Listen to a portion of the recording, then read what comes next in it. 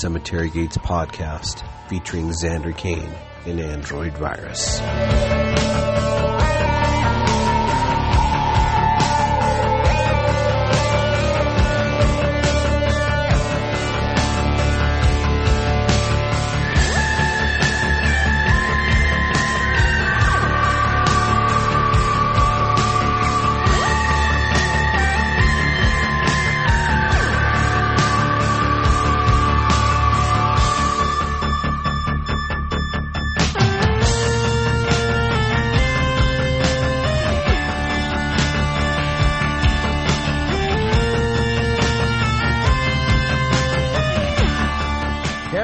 Welcome back to the Cemetery Gates podcast.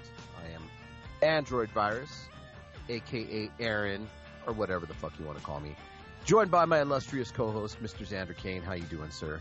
Doing wonderful, and I would like to welcome everybody to the Trauma Show by the show of the movies that we chose to talk about today. So this episode, we're going to go through some shit together, so let's go. Let's go, for sure. Yeah, man, this is a funny one. Because this is going to show you how much psychologically I've changed in the last over 10 years, which is strange. But we'll get into it. But, yeah, so on tonight's show, guys, we have a returning guest, Miss Monotone the Magpie. Hi. Hola. Welcome back, Mona. Hola. Good to hear / see you. We do have to get into something. Well, let's introduce our next guest.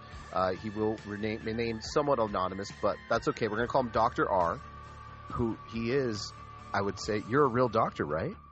Yeah, good evening. I'm an addiction psychiatrist. Don't tell Xander that. We're already starting treatment, man.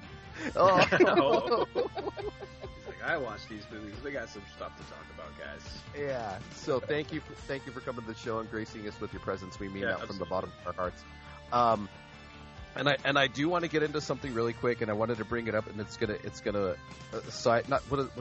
blindside Xander and Mona a little bit. It's gonna blindside both of you. It's nothing bad. Xander he says that now. What did you do? I accidentally introduced a movie to Mona that we watched on the show, and I thought she would really like it, but she completely tapped out. What the fuck is wrong with you? and I wanted to say I'm sorry. I apologize. I didn't think it was going to be that bad, but it got pretty bad for her. It was Night Killer, Mr. Xander Kane. Oh, yeah. And that's yes, a wild ride. It is. Yeah. So it was too long. That ride was too long. Get me off this roller coaster! Yeah. All trying to feed her chicken in her lingerie. Was she tied up on a bed? What the fuck's wrong with you? I guess she didn't like fried chicken. Well, here's what it was. She was so traumatized from being violated that she lost her memory. See that she went into not a catatonic state, but what she did is she went into a state where she was had amnesia. She forgot who she was and everything. And he kidnapped her again and tried to recreate the trauma to break her out of amnesia. Apparently, and it was her husband, but apparently feeding her fried chicken and putting a gun in her mouth was going to do this, but it didn't work. No. Just as we're talking about fried chicken, I would like to share my favorite scene in a movie with fried chicken, if that's okay. Mm-hmm. Do you remember Deathbed, the bed that eats from 1973-ish? No. Well, it's a fucking wild movie, and it got famous because Patton Oswalt did like a stand-up skit on it. But there's a scene where these people are in the bed, and there's like a bucket of fried chicken, and the bed eats the fried chicken, and then eats the person in the bed. So, That's your favorite? With chicken and fried chicken involved in cinema, I think it's got to be in the top 2 moments, right? I think the Mogwais eating chicken after midnight is my favorite. Cool. Because that's how I eat when I'm alone. After midnight. Yes. Dr. R, do you have a favorite fried chicken moment in a movie? No, but I know that it would have worked if it was Popeyes with some hot sauce, man. That was the mistake. I have 2 favorite fried chicken moments. I do have one where the guy was eating fried chicken in the mirror in Poltergeist. Oh, yeah, that was weird. His face peeled off. Yeah. And then Poultrygeist. Oh, yeah. Yeah, Poultrygeist. And When they, Poltergeist. Is he eating chicken? but do you remember Poultrygeist? I didn't Yeah. see that, but he is eating chicken and Poltergeist when he peels his face off. Yeah, Poultrygeist is when they build a fast food chicken joint on top of an old Native American burial ground. Is that a trauma film? It is, yes. Yeah, I thought. Yeah, and then they start turning into possessed chicken Who knew we people. were coming up with the top 5 fried chicken moments in cinema history today? That's not where I expected any of this to start. This means we're on a good run. That's right. We're off to a great start. We don't have to even get into what we're watching at all because we got a lot going on tonight. So, we all watched a movie separately but together, I guess you could say, and I so excited to be discussing it with all of you, especially Dr. R, because I just want his input on these. It's great. Yeah, we definitely thought it would be interesting having Dr. R on to talk about we really kind of put a little bit of thought. Normally we just kind of pick movies willy-nilly, and we sat down. I was like, what would be some interesting ones to talk about? And we felt that these two would fit the bill, and they were unique enough and artistic enough and, pretty well-regarded films. So that's what we went with. And we had a moment where the movies you guys picked for us, which is really good. It's a really good moment. Mr. Xander Kane and I had never seen Jacob's Ladder before. Yeah, it's first time viewing, so. Yeah. What? Xander's seen everything. I know. Haven't seen it. Yeah. And then we picked Inside for you guys. Thanks. Yes. Yeah, so I hope Which, oddly, both films have an American remake. ugh, And they're both not good.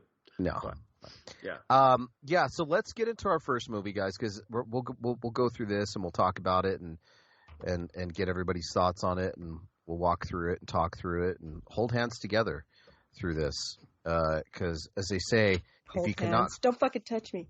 no, listen, if you cannot cross a river by yourself, you can cross it together with others. I'm just letting you know. I'll find a way. Cross that river by myself. I'll use you guys as a raft. See, you still have to have others. Exactly. You still need There us you go. alive or dead. So. That's right. All right, guys. So let's go ahead and listen to the trailer for 2007's French horror film Inside, a.k.a. Alentour, I think. Did I say it right? I don't know. Anyways, Not French.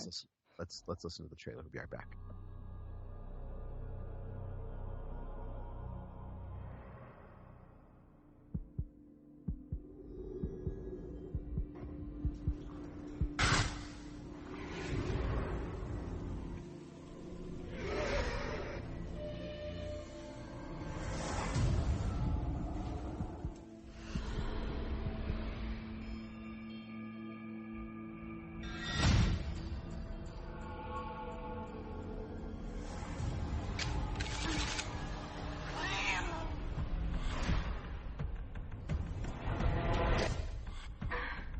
Il y a une dame très étrange qui est devant chez moi, elle tire super vite. Je sais pas ce qu'elle me veut, elle connaît mon nom, elle connaît son histoire, Moi je suis enceinte.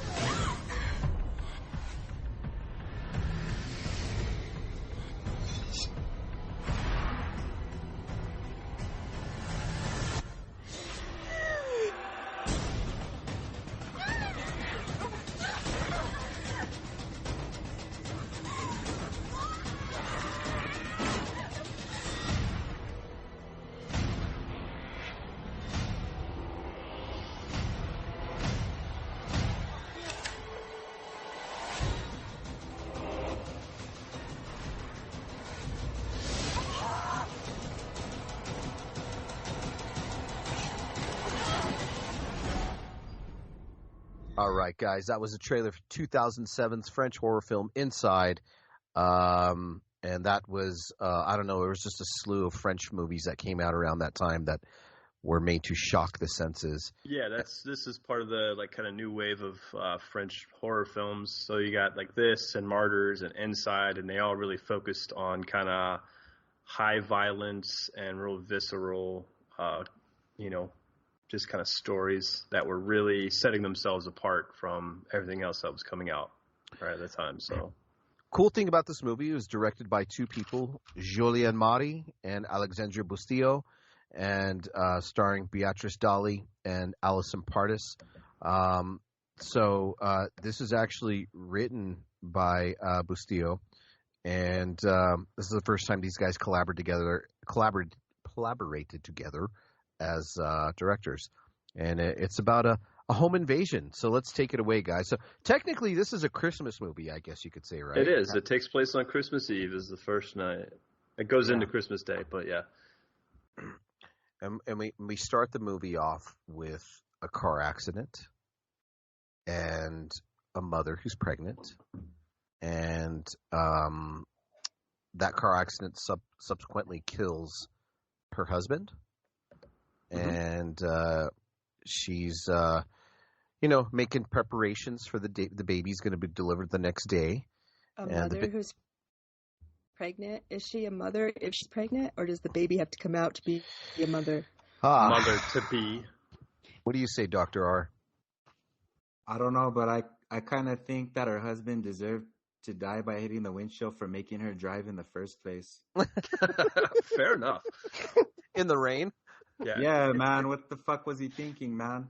Yeah, it's pouring. Yeah, it's totally pouring down the rain, and it is an incredibly violent crash. Like, it is very gory. Blood is like dripping out of her mouth. His face has got gash wounds everywhere. I mean, it is.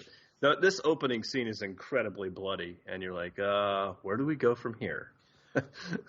So it looks so bloody you can almost smell it.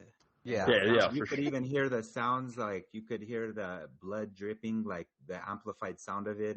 It really brought in the senses for sure. Definitely. So she's moody and depressed 4 months later, right in the hospital. Yes, pissed off. Because her husband's dead. And she's not happy, and she's in the hospital getting the baby checked up on. She's going to prepare for delivery the next day, and which happens to be Christmas Day. Yeah, which is weird. You know, I just thought it was really strange that nurse that sits next to her. Oh, and starts talking to her about how, just being like a cunt the whole time. She's a mom. She goes, "It's the most grueling thing I've ever gone through in my life. I hope you enjoy hell." Like, really lifting her spirits. Yeah, as the nurse lights up the cigarette and fucking was smoking it, and she just looks at her in French and she calls her a twat. Yeah, I would have elbowed that lady in the mouth. Yeah, very odd. But she's an old nurse. She's fucking had it already. For sure. She's seen it all, as they say. She's wiped enough asses in her life. Yes. And cleaned it, and enough wound care, I would say. But yeah, so while she is in the park, Sarah is talking to her. She's a photographer. She's talking to her editor-in-chief or whatever, and the mom's even saying, "Why don't you date him?" And whatever. He's kind of old, but hey, I'm not going to shame. Yeah. Well, she has like I couldn't at the beginning of this. You can't really tell if she just has a terrible relationship with her mother, or if she's just still kind of mad at the world or the whole situation and just wants to be left alone. So it's kind of, because it seems like the mom her mom doesn't seem awful, right? Like, she's being caring and wanting to be there for her daughter, but the daughter's like, no, I'd rather be with myself. Yeah. She's depressed. Yeah. She is. She's depressed, and she's having awful dreams. She's choking up on her fucking dreams that she's puking up milk. She's in her house by herself, and then she gets a ring on the door. Oh, hang on. You missed an important part. Did you guys catch the baby trying to pop out of her mouth right when she threw up the milk? Yeah. Oh, yeah. That's a wild scene. It's like, what the hell is happening right now? Like, ugh. It's so gross too. Yeah. Is that a trauma dream? If the baby came out all the way, though, she could have just, snapped her teeth and cut the umbilical cord, man. That's how our ancestors did it. That's efficiency, folks. That's how I did it. Amen. That's how Mona did it. But, yeah, it's crazy. She gets a knock on the door. A mysterious woman shows up, and she's like, "Hey, I need to use your phone for help," which is old Clockwork Orange gimmick, And she says, my husband's asleep. He doesn't want to be disturbed. But the woman tells her she knows that her husband's dead. And she calls her Sarah. And then she keeps on wanting to come in.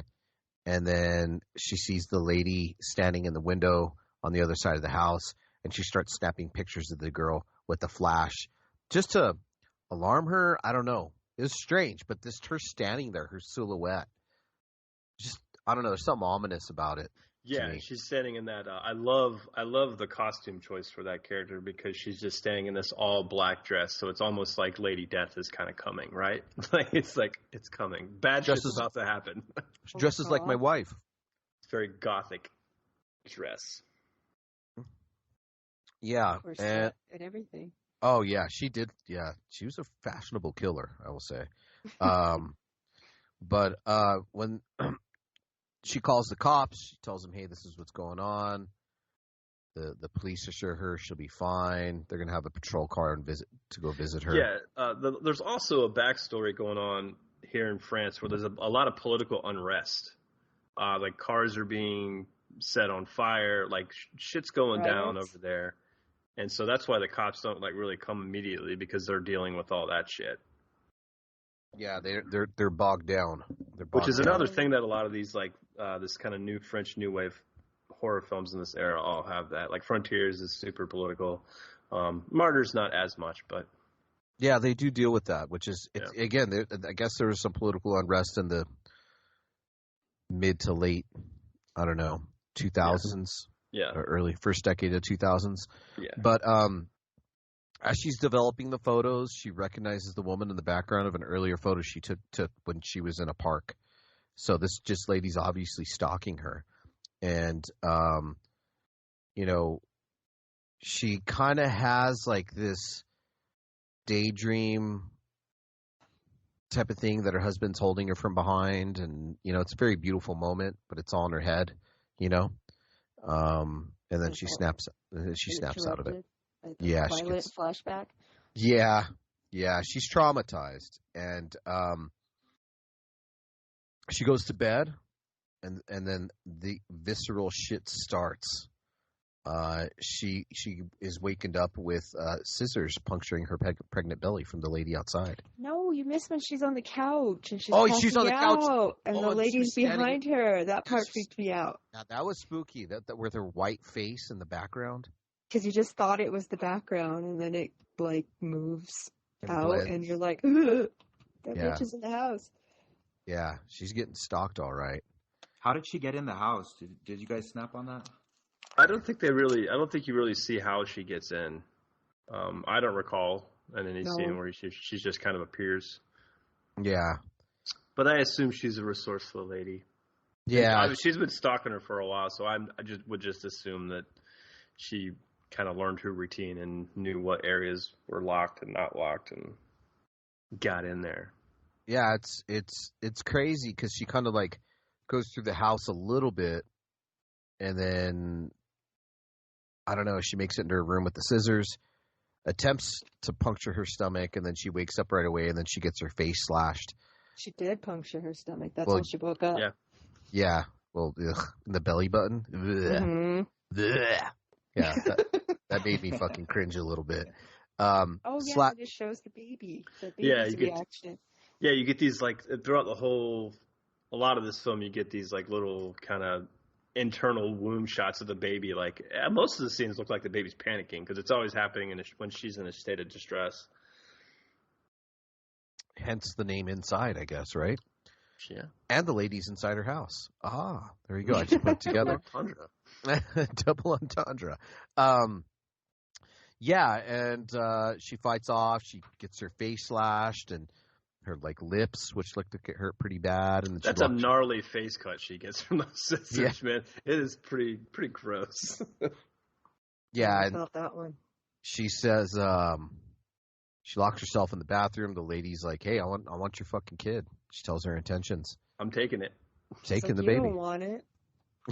I will take good care of it. Now let me cut you open. That's basically what she said. So her editor shows up, Jean-Pierre. And wait, didn't that happen here for real? The lady that cut the baby out with cheese? Darcy Pierce, the Darcy Pierce case. I'll always remember that. That happened here, Xander, by the way. In Albuquerque? It did. Goddamn. Kidnapped a lady, took her up to the mountains, cut her belly open with a key, and took her baby. Do you remember that, Dr. R? Yes, I definitely remember that. Ugh. That was How a long rough ago one. was that? In the 80s. Ah, A key. that's A pretty. fucking That's commitment. Yes. You know, it was strange when I had actually researched that case a little bit later, Mhm. and I'm not judging or anything, but Darcy Pierce has been in jail for so long. Like, she was kind of pretty. Like, I hate to say it, she was kind of pretty when it happened, you know. You hate to see it. No, you don't. But I looked at an updated photo of her when she went back to prison, and she's completely dyked out right now. But I guess Yeah, prison will I do that to you. She's all big and buff, too. Oh, she's a dude. She's the giver, I think, not the taker. I don't know. Anyways. Did you all think the stalker was pretty? No. She was kind of odd. Yeah, her eyes were really sinister, but I couldn't get past the gap tooth, man. Oh, I kept looking at that. Beatrice Daly. She's a real strange actress in France. Does real avant-garde stuff.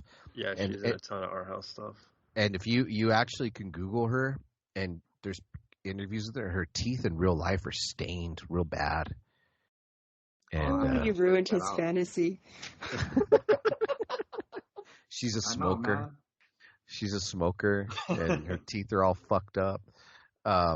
Yeah. So so her so the main It's actress. just gross, right? It's not the gap you have a problem with, is it? Who, me? Yeah. You know haven't I told you guys that's my thing? I don't really trust people because I fixate on things. Like I have a gap. No, So do listen, I. listen, let me finish. I have OCD. I fixate on shit, and I'll obsess on things, and I'll look at things, and I'll have to look away sometimes. But I really hyper focus on people's teeth sometimes, and it's really embarrassing because I have to really look at them in the eyes when they have bad teeth. And I'm not saying bad teeth like crooked teeth. I'm okay with that. That's not a problem. I think it brings people character, but it's when they're crooked and yellow and stained, and then they have gingivitis fucking going on in their gums. That's what fucks me up. Brown. Yeah, I'm like, ugh, because then that tells me that you don't wipe your butt very good. So I don't know if that translates to truth, I mean, but... look, I'm just saying, if you're not taking care of the fucking the front, window, how are you taking care of the back, right? listen, the windows to your soul are your eye. The doormat to your soul is your teeth, and if your doormat's dirty, I can't do it. I digress. There you go. So, her man, not her man, but her boss, public boss editor, shows up to the house, and he doesn't know what her mom looks like, so he thinks it's her mom. She's in the bathroom locked away, and the lady's all, hi, you know what I mean? And right after, the mom shows up, and shit kind of starts to hit the fan. The mom runs upstairs to check on her daughter. Her daughter thinks it's the attacker, and she fucking stabs her mom in the neck with a fucking sewing needle. all the way through the neck, like from one side to the other. Yeah. It pulls out, and you have like that like Argento arterial spray happening. Just Yeah, that was a good one. Yeah, it's awesome. And you get, once again, like Dr. R had said earlier, the sound of that is like you just hear it, and it's like, ugh. She's like, no, mom. Mom. Yeah, I'm sorry I treated you like shit earlier. As if this woman hasn't had enough trauma in this movie so far. Yeah. And then newsflash, it doesn't get better. Yeah, Jean-Pierre is later stabbed to death by the lady. He gets stabbed through the leg. Yeah, they were hitting some pretty good spots. She stabbed him in the back of the knee. Ugh. And then in the fucking thigh. Yeah. And then she stabbed him in the face. Or no, she cut his throat, My favorite, stabbing in the face. She cut his throat. He rolled down the stairs. She goes up there, tries to get her again. She can't get her again. She fucks her up a little bit. She gets more and more pissed that she can't get into the bathroom. She goes down stairs and fucking stabs him in the face and the pillow again. Plop, plop, plop. That was pretty brutal. That was damn brutal. Yeah. So what happens next? Because there's a lot that goes on. The cops come in. But the power's turned off. Yeah, and then the cops come in, and which I actually like. So this movie, like the movie's always kind of in a darker tone, but like as the movie goes on, it gets darker and darker in like the setting and tone. So really, like as the movie like amps up with like intensity and just kind of dread, it also just kind of gets darker and darker. The power goes out, and then it just becomes like, ugh. It's very fucking the pacing. Really, you thought it was dark? I couldn't. When I was just taking it seriously, then something like cheesy would happen. Like the cops go in with the kid, and he gives the kid a machine gun. It's a riot gun. Come on, you have to help me. Like what? Turned out commando. It's just a smoker gun. But what's crazy is the cop shows up and they realize the woman who answered the door wasn't pregnant. So the first officer stabbed to death with a knitting needle or a couple or whatever as he attempts to arrest her. She's fucking strong as fucking crazy.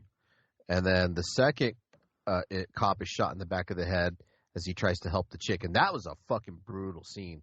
That fucking half of his face blows off. Ugh. Yeah, I like rewound that like 3 times.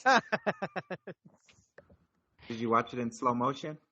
But it doesn't like show his head being blown apart. It just shows it when it's already blown apart. Split, yeah. Yeah.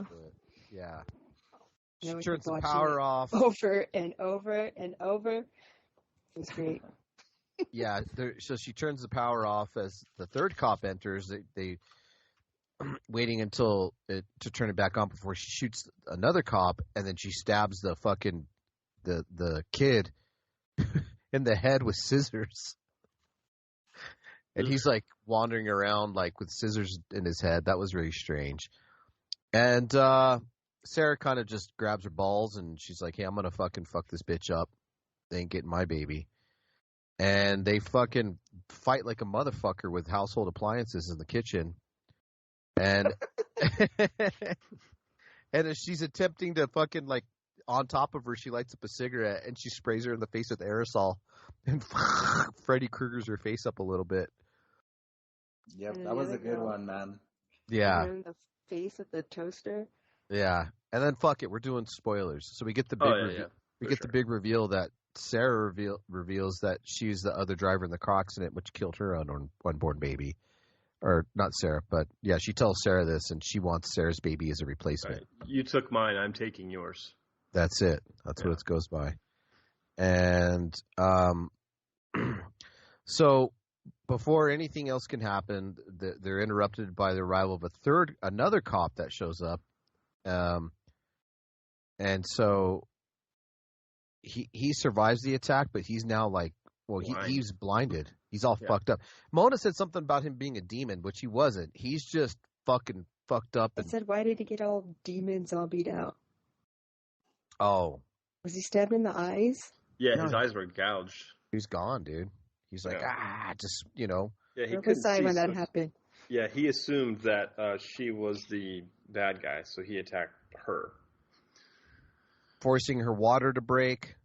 And then at this point, she knows she's going to die. Yeah.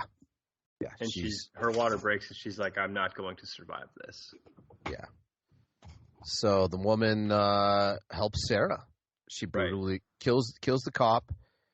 Sarah's laying on the stairs, and she begins to give birth, but the baby's stuck.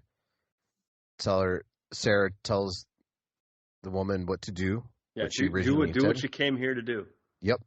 And she tearfully performs a cesarean section with scissors. Ugh. Wrong direction. The cut was the wrong direction too, just to make it extra disgusting. Oh. Yeah, she saves the baby, but kills Sarah in the process. And the woman sits in the chair, begins rocking the baby. who briefly cries, and she looks at the baby, and we look at Sarah on the steps, who's dead with disemboweled, and the movie ends. So Well, she has the baby. Yeah, she all does. burned face in the rocking chair. Yeah, so that's it. Yeah, that was when her face got burned was an awesome scene too in the back. Yeah, yeah, that was crazy. Lighting up her fucking cigarette. I'm gonna confess something. I had a really hard time watching this movie again. Oh, did you? I did.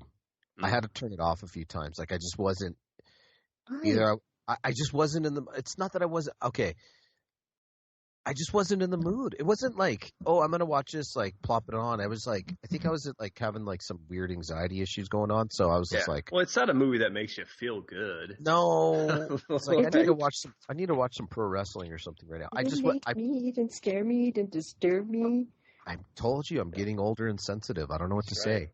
I have to keep it stupid with Xander and watch fucking Las Vegas serial killer. Yeah, alien movies with shitty acting. It was pretty disturbing to me, and it's crazy because I watched this like a champ back in 2008. Maybe it's because I was younger and stronger. I don't know, but I had a rough time with this one. I did watch it. Don't get me wrong. I watched it in sections. I watched it at work today, doing bills and all that shit. So, yeah, for me, again, I did watch it when it came out. Man, here we are all these years later, 16 years later. Does it hold up for me? It does. I would have to say some of the CGI, the animated baby in the stomach, and maybe a little bit of the blood was a little dated. But it definitely has its effect. It's a brutal fucking movie. It is. It's a fight to the finish, as they say. So for me, I gave this movie a good. We'll give it a 4 out of 5. Nice. What do you guys think? I love this movie. Same like you, I saw it when it came out and I loved it. And the crazy thing is, going back and watching it so many years later, like I remembered it was gory, but those weren't the things that like I had forgotten how gory it was. What really stuck with me is the trauma and tragedy of the story from beginning to end is just fucking soul crushing. Like it's just awful. And, I paid a little more attention to certain things this time. The CGI baby was, whatever. But that was just kind of at the time. But I did like the tone. I like the pacing. I think it's a film that is always going to be talked about and revered in high regard. And I think I liked it better the second time around because I was able to pick a little bit of it apart a little more rather than just being kind of shocked by the gore that I was the first time around, right? So for me, this is a 4.5 out of 5. This thing is up there for me. I absolutely love it. It is the staple for the kind of new wave French horror for me. Like I like it better than Frontiers, and I like it better than Martyrs, and a few of the other French stuff that was out in that era. So yeah, it's like it's a must watch for me. So it's a hard watch, but a must watch. Will I revisit it again anytime soon? Probably not, because it's not a movie you're always in the mood for. So there you go. And you, Dr. R, what's your overall on this movie? I give it a 3 out of 5, 3.5 out of 5. 1 star for each cop that was killed, and the extra half point for the twist at the end. Because I didn't see that. I didn't see the other car accident lady was the one that was the reason for her motivation. Yeah. How about you, Mona? Me? Well, I watched the American version first, so I think that ruined it for me. And I used to be like you, Virus. I used to be sensitive to gore because I thought I was getting old and sensitive. But then you guys taught me to love gore again. You're welcome. Yes. And see the art in it. There is. So now it doesn't affect me. So this movie didn't affect me. I was kind of bored. I mean, there were some cool parts, but yeah, I just desensitized thought you. I know. I know. Thank you. I needed that. I guess you're welcome. I guess. So, and then I thought the baby looked funny. Well, yeah. Well, I mean, it's like in 2007, things weren't quite there yet. And I think this movie was made for like cheap. 2.5 million. I mean, that's not nothing. But. And then the coolest part was the head exploding. But remember, I saw a real exploded head before. Fair. A real one? Yes, remember the neighbors? Oh, yeah. Oh, yeah. Were we on the phone when that happened? No. Oh. Something happened on your steps. Anyways. Yeah, I was on the steps. Okay, yeah, we had that conversation then. Yeah, no, that happened. But that happened like at 4 a.m. Yeah. Mm-hmm. I told Mona she's got to have cops and ghost hunters at her house at the same time. All times. At all times. Yeah. So I give it I don't know, 2. What? Jesus. You're fucking rough. But yeah, I thought the girl was really pretty, incredibly pretty. I mean, The photographer. No, the gapped girl. Oh, The gapped girl. I like the Weird European. I like the photographer. I thought she was pretty. Yeah, she had nice legs. Yeah. Oh yeah. Speaking of nice legs, Elizabeth. Never mind. Yeah. Speaking of nice legs, we're gonna get into our next movie, guys. Well, go check out. I mean, it's free on Tubi if you want to watch it. Which is kind of shocking that it's on Tubi. Yeah. It's I own a copy of it on DVD. Which is nice. Yeah, old school. All right, let's go ahead and get into.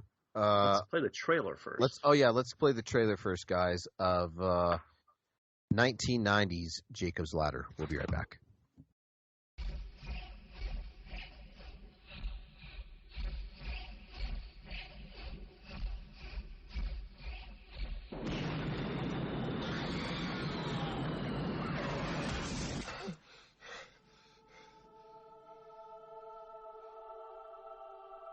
Every day, Jacob Singer goes to work. What's wrong? It's one of those days.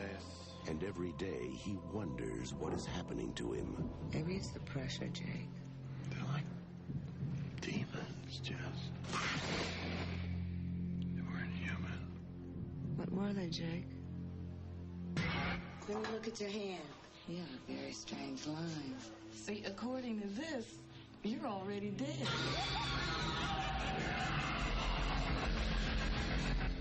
Something's wrong, Jake. They're coming after me. I don't know who they are or what they are, but they're gonna get me, and I'm scared, Jake. I've seen them too. Maybe the demons are real. He's running 106 feet. This is barbaric. I can get rid of the demons. Who are you? I can block the ladder. Where are you taking me? Where am I? Where do you want to go? Home. This is your home. You're dead. I'm not dead. What are you then? I'm alive.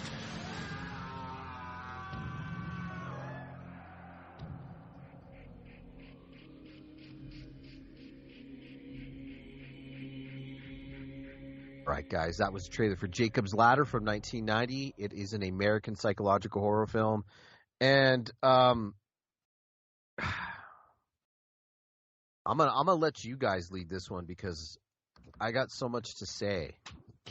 Let Dr. R go, because isn't this one of your all-time favorite movies? Yeah, it's deep, man. I love this movie. Yeah, it's real deep. Well, tell us your go ahead. feelings. It's your Take it turn away. to tell us about your deep And you can feelings. and listen, and you can review it any way you want. You don't have to do it the way we do it, but you know. First of all, there's just so many things that we could concentrate on, and I think they just I like the Latina lady in that movie, Elizabeth Pena. Yeah, I didn't know I had a crush on her until this movie. So because you saw her boobies.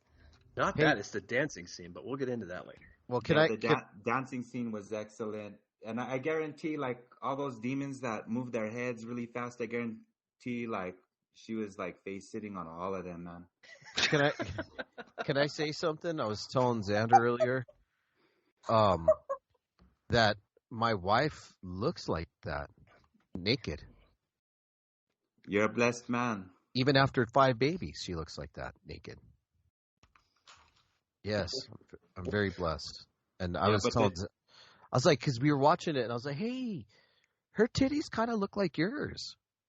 So, oh, thank you. And I said, so do your legs, because you got a nice. She's got nice legs and a nice booty, too. And it's not like, the big booties that the guys are into these days. It's just a nice athletic booty.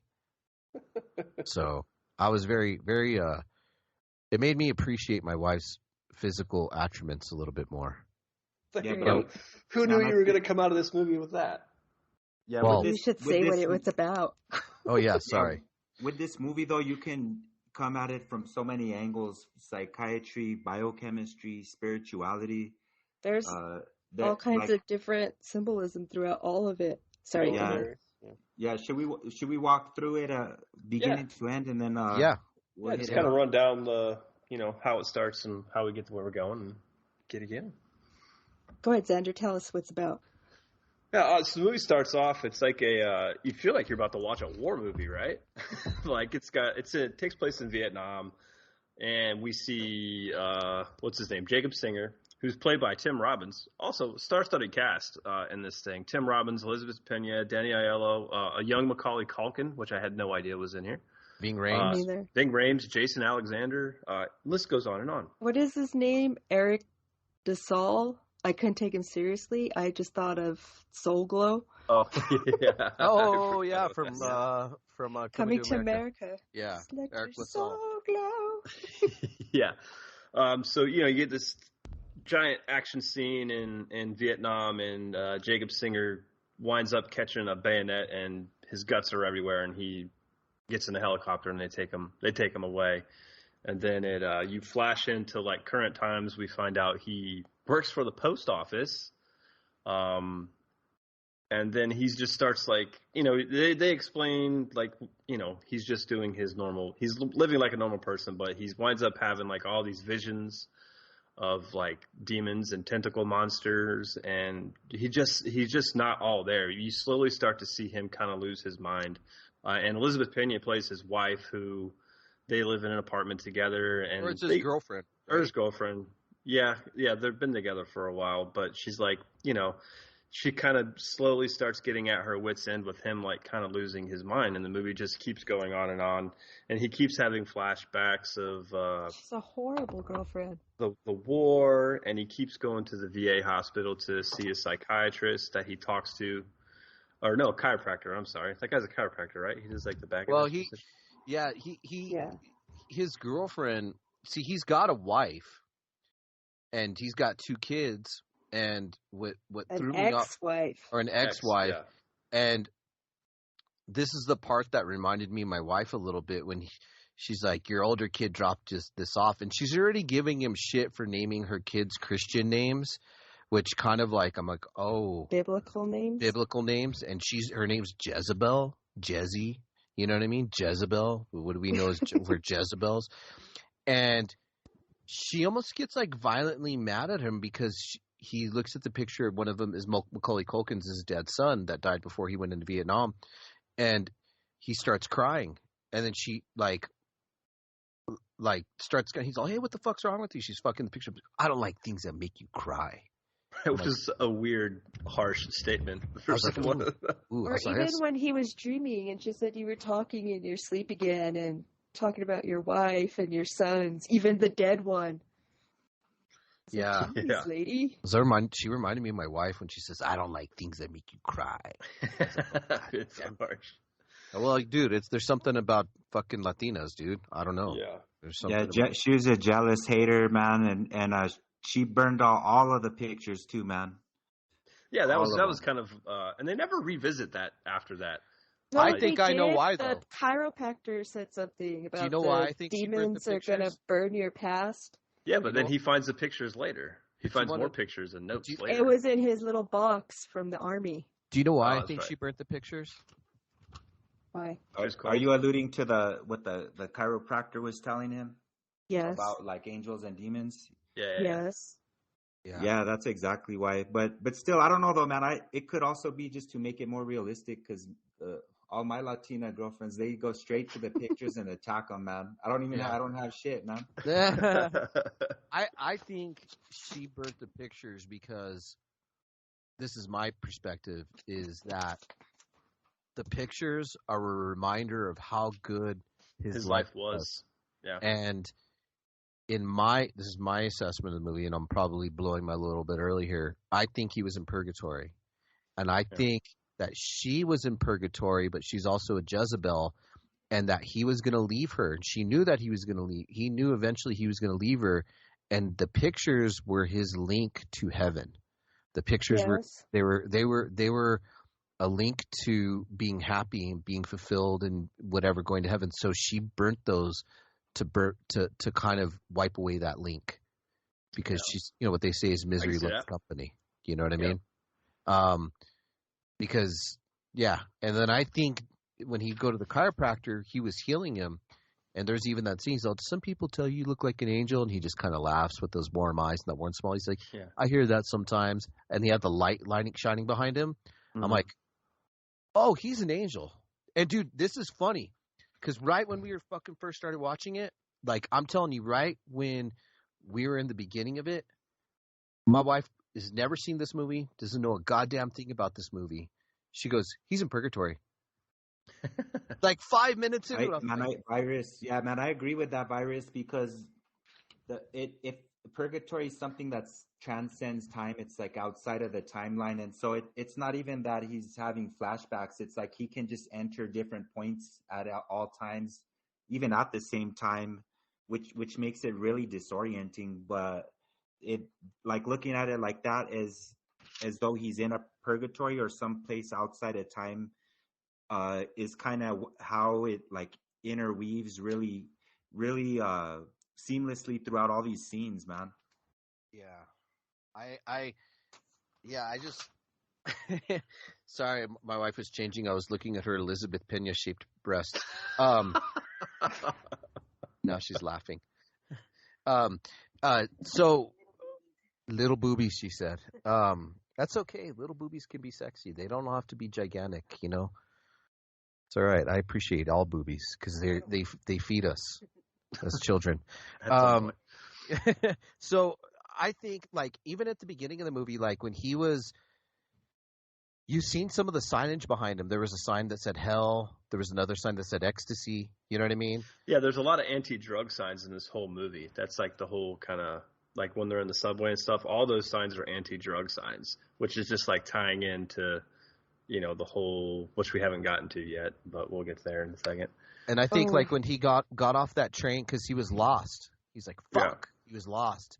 And he had to get out of there. He had to break out of there. But I think but what is triggered by, like, when he's in that subway, he goes to the VA hospital to look for his doctor, and then no one's heard of his doctor's not there. They say he died in a car accident, and then that's when he freaks out and kind of goes to when he's going through the subway and he's seeing all this stuff, and he's having all these visions of, like, people like with their eyes closed, shaking their head, all this weird imagery that's from Francis Bacon art. I thought that those people were just like lost souls. That's what I got from it. That they were just, I feel like everybody in that entire world were either people trapped in purgatory or angels or demons. Yeah. That's it. Like, I think that so what happens is they kind of have a shitty relationship, a little bit of a volatile relationship. He works at the post office. They end up, he's like, because he is having visions. He almost gets hit by a car, and the guys are kind of grotesque looking and weird looking, and I feel like that those signify either demons or his PTSD. Right, but what's obviously battling both. Yeah, because what's really weird is he goes back. It flashes back to Vietnam, because in Vietnam he gets stabbed and he's crawling through the fucking jungle at night, and it's kind of like showing his slow, agonizing death, or what perceives to be it. And then they come to rescue him. Yeah, they come to rescue him. His guts are hanging out. Oh yeah, his guts are crazy. As they're lifting him up into the helicopter. It's like, is that his descent into purgatory? They're like, they made him hold his own guts in. Yeah. Oh, and what's crazy is like, he goes, like Xander says, he goes and looks for his doctor, and they're like, he's not here no more. And then they finds out, and he's like, what the fuck? And his chick's like, I can't keep fucking doing this with you. I've done crazy guys. I don't want to. They go to the party. They go to the party, first. The sexy party scene, right? Yeah, they have there's a party. I guess it's just in there. I don't know if I wasn't clear if it was in their building or whatever, but it doesn't really matter. But he goes to this party, and there's a cool scene where this lady like reads his palm, and she's like, this represents like your lifeline, this and that. And she's like, but according to this, your line, you're already dead. There's like a few people in the movie that keep telling him, "You're dead." Yeah, you're dead. Did you know you're dead? Those are angels. And then his Jesse. This is where we get the infamous dance scene because everybody's dancing at the party, and he sees like this giant, like tentacle basically penetrating her on the dance floor, and then he just like screams and then wakes up basically with all the people at the party throwing ice on him in a bathtub because he just like freaked the hell out from after that vision. And that scene was taken from, what is that scene, that painting with Christ and they're carrying him off the cross. What is that called? No idea. That's where. I think that look it up. Because when he goes into that, he's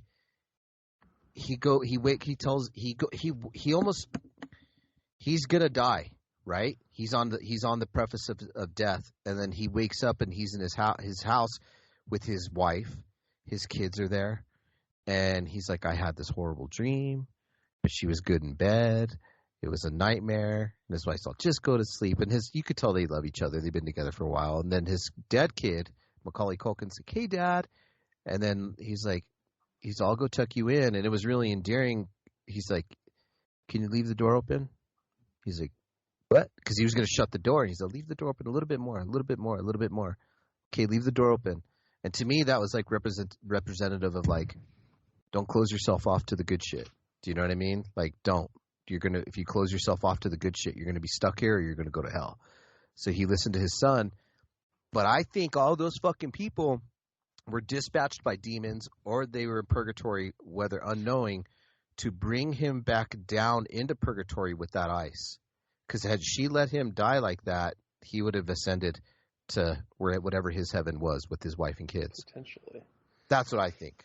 That's my take on it. After that scene, he starts reuniting with some of his platoon mates from when he was in Vietnam, and one of them kind of reveals that, hey, I'm kind of having the same things, and he kind of at this point, Jacob kind of has like you can see like in his eyes that he's like, okay, I'm not the only one. I'm not crazy by myself because he talks to his friend, and as soon as his friend went to leave, his car exploded.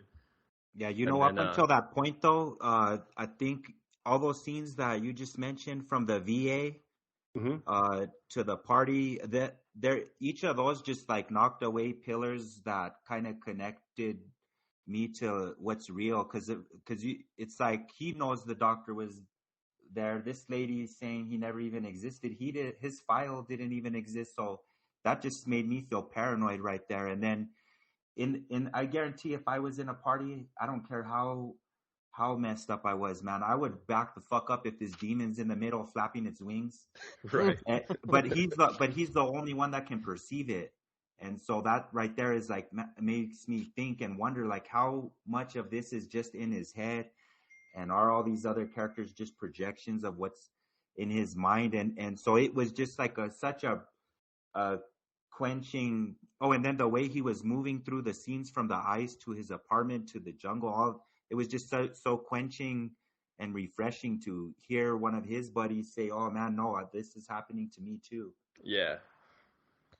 And then, he gives up, or his friends like they're gonna take me to hell. God's not listening to me. They go out there and the dude's car explodes. Boom. Yeah. Like the doctors. It's like you know. It's like. Then we have some more scenes he eventually connects with the other platoon guys. There's some guy following him. Right. He pulls him away from the fire, and then he runs away again. Yeah. Saves him. He saves him. Yeah.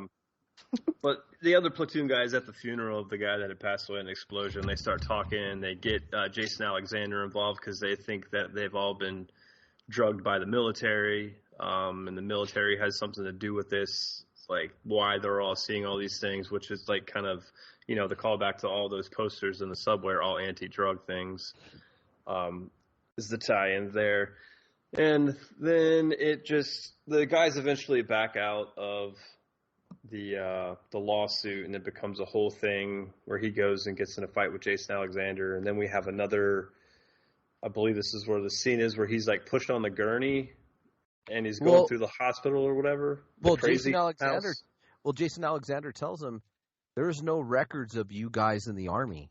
Yeah. You guys are all fucking wackos. And he goes, no, we're not. This really fucking happened. And he goes, you were fucking playing war games and fucking wherever. And something to do. And is that when it gets mentioned that there is some shit that they're giving them? Nah, not yet. That lawyer was telling him they were like doing some kind of war games in Thailand. Yeah, they weren't really in the war. And he was all messed up too, because like in any scene you see him trying to learn about what's happening, he's always reading books about demonology or books of death and shit like that. But no, when he meets with that dude that pulled him away from the car explosion, that's when that dude tells him like they got exposed to something. No, later he calls him. Well, yeah, he calls him. I watched this twice. Oh, he gets home. Okay, so he gets dragged to the hospital because he's got back problems and sciatica and shit. Right. He gets taken to the hospital. Yeah, some dudes kidnap him, and then he jumps out of the car to escape them, and then the Santa robs him and shit. Salvation Army Santa. Don't forget that. It's not a surprise. Yeah. So he gets taken to the hospital, and they start fucking doping him up, and then what I really fucking thought was crazy was, they put don't they put in his pineal gland, in this fucking third eye, they stick they put a fucking thing in his third eye. Yeah, when they got him on the gurney, there's all sorts of like body parts and like people with no legs and just all sorts of crazy ass visuals as they go. His son's bike. Yeah, the gurney is like off balance, which the director intentionally moved one of the wheels up so it wouldn't move like smoothly, so it would be that like kind of chaotic, fast pace through the hall when they pushed him through. That was a pretty cool scene. And every single one of those guys, even the nurses, the doctors, and people on the gurney, and as obviously you get more into it because their faces are all deformed and disfigured, but even going in there, you just don't trust them. Just like the nurse at the beginning who said that their file's not here. They're just very seedy people. Well, he also wanted to make them look like demons, but like kind of like humanize them. That's why the horn and the nurse, he wanted to make horns that weren't comical. And then in the subway, I noticed that guy's tail. Mm-hmm. They look like tentacles. Yeah, it's the tail. He meant for it to look like a penis, and I thought it was a penis at first. And I guess he meant to do that. I had to rewind it. I was like, wait, is that a dick? What the fuck is that? Something to be noted with all these effects is they were all done real time. There was no effects in this film that were post-production added. So it all happened like in the scenes, which I thought was pretty cool. The hospital scene was brilliant because you got a guy that is certain, somebody just kidnapped him, certain that he got robbed by Santa Claus. And by the time he interfaces with somebody in the medical field that could help him, they're like, what happened to you? They're like, I fucking jumped out of a car. Where's your ID? I don't know. Santa Claus stole it, that fucking bastard. They have my picture in it. And so then even though it looked like some like third world like surgical unit, you also get the sense that he's going into like a psychiatric ward because you have a bunch of people that are in straight jackets, people in isolation banging their head on the glass, and that shit really happens, man. Yeah. The conclusion and the climax is Jezebel's in that room right when he gets injected into the third eye, man. That's some creepy shit. Yeah, I didn't see that coming at her. I was like, oh fuck, she is in here. What the hell? But she doesn't say anything to him either, right? She just is in there and then does the injection. Like I don't think she says a word in there, but no, the doctor, he says, I want to go home, and the doctor says, you're dead, and she's like, this is your home. Yeah, we do eventually find out that the drug was called the ladder, hence the name of the film. When he talks to the random guy that called him and says that he was working for the Army's like chemical war division or whatever, and that he designed it, and he had no idea it was going to be all that crazy. The guy was basically coerced into doing it for the military. Yeah, he got busted making his own LSD. So they said, "You come work for the government and make our LSD, buddy." And then the film, just kind of to wrap it up, the film when he is hearing that guy talk about all that stuff, Jacob kind of has another look into his Vietnam time, and it turns out that one of the person that attacked him was actually an American soldier. And then he has a vision of going back to his family, and he sees the son, and then he leads him up to the staircase where, into heaven or whatever. And then that's pretty much it. Yeah, there was some stuff when at the end he's like, "Hey, I got to go do something," and Jezzy, this is the last time he sees Jezzy, she's like, "Don't go." And he's like, "Oh, I'm so sorry," and she's like, "Don't go," because I think she knew where she was the whole time. I don't think she was a demon, but I do think she was another soul trapped in purgatory, and she was so sad and lonely that she just wanted him there with him. You know what I mean? That's my assessment of it. And what's really cool is when he was in the cab, he tells the guy, where are you going? He goes, "I want to go to Brooklyn or go home. I don't have enough money." And there was just a really significant scene where he looks down at the cabbie's keychain and there's a crucifix hanging there. So he's like, "I'm going home." And then he goes into the house, and then the door guard's like, "Hey, Professor, Dr. So-and-so, it's been a long time since. It's just really good to see you. So it's good to see you too. Feels good to be at home." And then when he does go into his house, he falls asleep on the couch. His son's sitting at the bottom of the stairs. He's like, "Come on, Dad, let's go." His dead son. And then I just thought it was really significant at the end when the army doctors were working on him because he's died on the gurney in Vietnam. They said, "Look at him. He has a peaceful face." And they said, "He fought really hard, though. He fought really hard." And that really touched me, just because of my own trials and tribulations. And maybe this movie was a little bit more personal for me than others. And maybe I just needed to see it at this right time.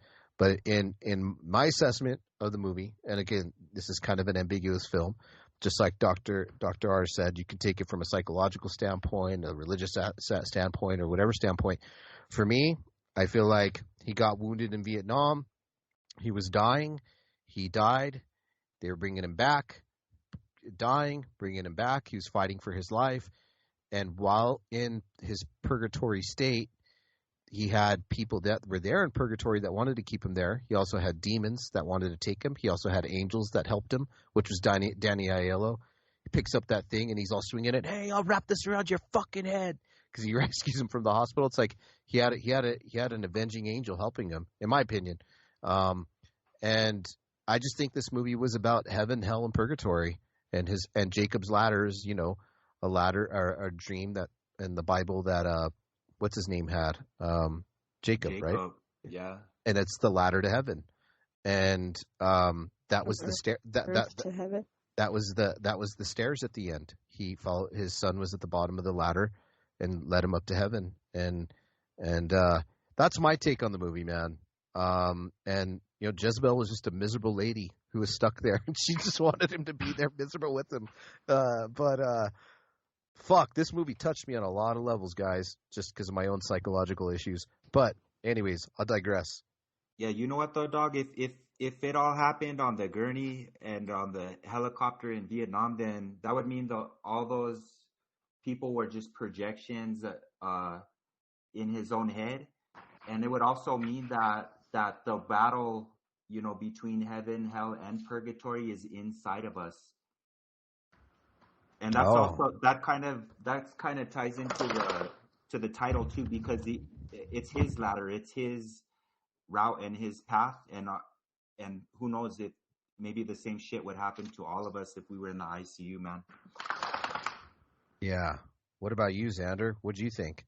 Man, this was a lot to digest for a first time watch, and I literally watched it like, I don't know, a couple hours ago before we recorded. So I was still, like, I had texted Andrew Virus earlier, and I was like, I'm still processing this shit. Like, and it was awesome to, like, kind of think about it and then come on and talk to you guys about it and really kind of dig into it. And I can honestly say the conversation that we had about this film definitely increased my enjoyment of it. I think it's a film that you can't really get it all in one viewing. I think there's too much to really absorb in one sitting. I paid attention to detail. Yeah, so it was brilliant. I mean, the story is unique enough, and I love the music is great. Tim Robbins is great in it. I think almost everybody across the board is great in it. And that was his role after Howard the Duck. Yeah, and it's just this movie is just kind of like in a class all its own, right? There's not really, I can't even think of another movie like in the realm of what we got out of this one. So to me, this thing is stellar, and for me, it's I'd give it a 4.5 out of 5 as well. There's not a whole lot I can really I don't enjoy about it, and hell, it could go to a 5 out of 5 if after I watch it again. But it's definitely a highlight in 90s horror for sure. There you go. For me, man, a 5 out of 5. It's one of the best movies I've seen in a long time. I'm really glad that I waited to see it at the tender age that I am. I don't think I would have appreciated it as much earlier on in my life. I think you're right. I think if I watched this in anywhere from 1990 to 99, I would be like, Yeah. Dr. R said, didn't you? Yeah. I said when you told us there were 3 movies to review, and Jacob's Ladder was one of them, I was like, nah, the Jacob's Ladder would have filled the whole time slot in itself, man. Yeah. Yeah, I agree. Again, on a personal level, this movie really touched me. I actually, I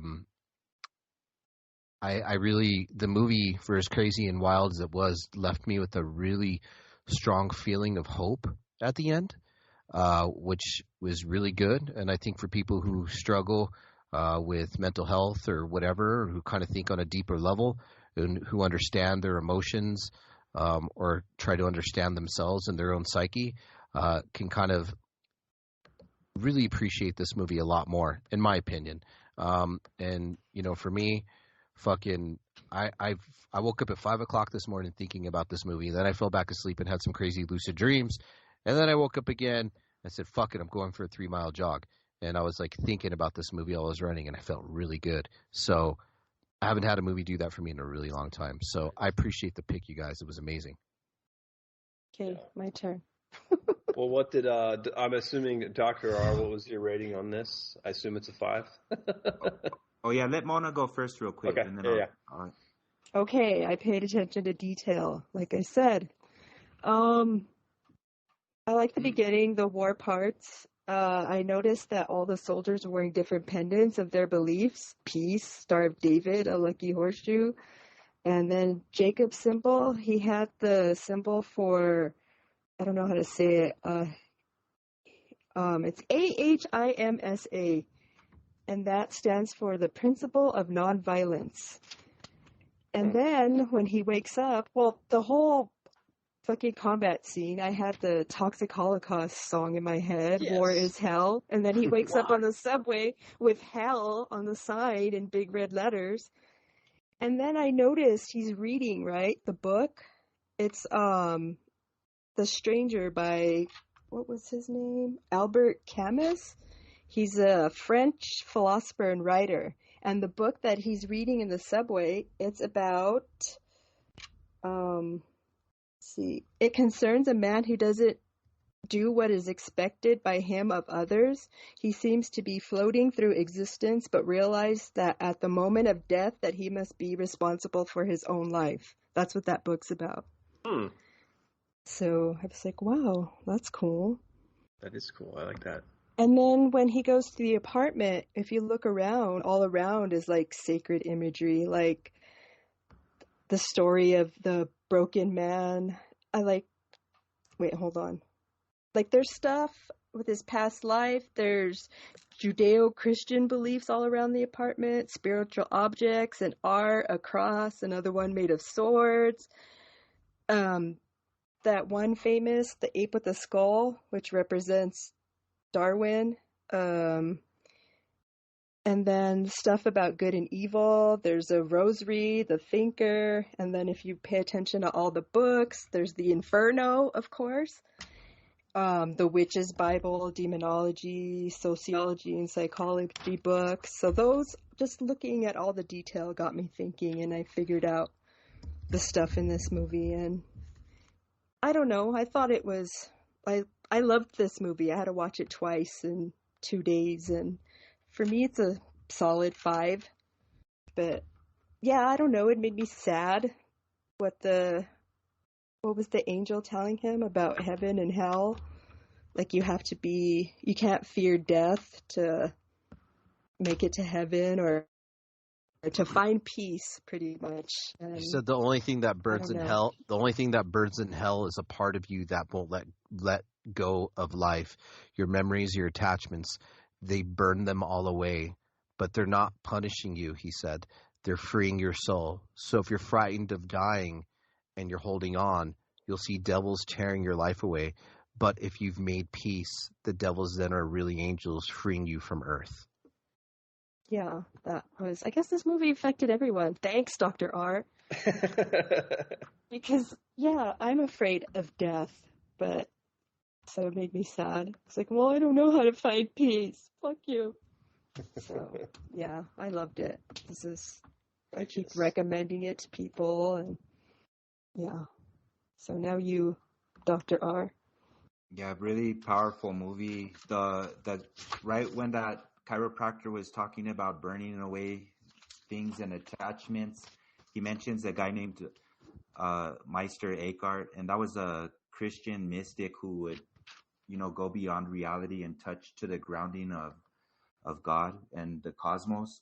And so because of that, like, they excommunicated him, but just the way that he opens up those things, points him inward, even his son, whose name is Gabriel. I wasn't sure if that was the archangel Gabriel, who's the one that, like, will tell people what God's will is and then act it out. He, just like Xander said, he told him to crack the door. He's also the one that told him to come up the stairs. It's time. Yeah. I was like, the movie is so endless in terms of what it kind of brings out of us and what we project onto it. Wait, one thing though is I looked up what that drug was that they supposedly got, BZ. Yeah. And it's an anticholinergic hallucinogen. And there's another plant that does the same thing. It's called Jimson weed or datura. It grows in the desert, but it has a lot of hallucinogenic properties and almost always makes people sick. It makes a lot of people sick and OD. Anyway, I give it a 4 out of 8 out of 5, and the only thing better than that movie was this podcast, man. Love this shit. Oh, thank you, Dr. R. Thank you, man. Yeah, you guys. And that was. I do also like the closing. On the closing credits, it's just a photo of him and his son. I thought that was just kind of somber in a way. Yeah, I don't know if I know Mona's a parent. I don't know if Dr. R or Xander are parents. I'm not. I have a dog. Oh, I have many kids. Yeah, I am. So I was. The movie almost made me cry, man. I will be honest with you. It's all right if you did. Yeah. If I could feel anything right now, I'd probably cry, but I don't know. Oh, I feel too much. That's my problem. I don't want to feel no more. I do want to feel, but I want to feel all the right things, not the bad things. Mm-hmm. So, all right, guys. Dr. R, thank you so much for jumping on the show. Thank you. Thank you. It was a blast. Yes, you're always welcome. Thank you, Mona. Guys. Yeah, you're always welcome back anytime when we watch any weird stuff, and we'll keep it to one movie for you if we can really get into it. I'll take you up on that, man. Thank you. Bye. Hell yeah. All right, Mona. Appreciate you as well. We'll see you guys on the flip. Thank you so much for tuning in. Thanks for listening. We'll be back soon with probably some not so great films as this one. Yes. All right, maybe guys. So. hop back to some shot-on-video 1990s low-budget wait. glory. My Or your son's favorite my soft son's favorite. porn? my son's just Yeah. filmed a post-apocalyptic horror movie at their school. We'll have to review that one. Well, maybe we will. I know. What? Yeah. Is it done in my neighborhood? And now it was done in the graveyard in Would have been Manal and perfect. the freeway and the graveyard down there. So, Barter Town. that's right. Nice. They even gave the homeless people one cigarette to be in their movie. Ooh, so generous. I know. All right, guys. Good night. Thank you. See ya. night. Thanks for listening. You've been listening to the Cemetery Gates podcast, featuring Android Virus and Xander Kane. Follow us on Twitter at Android Virus, at Xander_Kane, and at Cemetery Gates 66.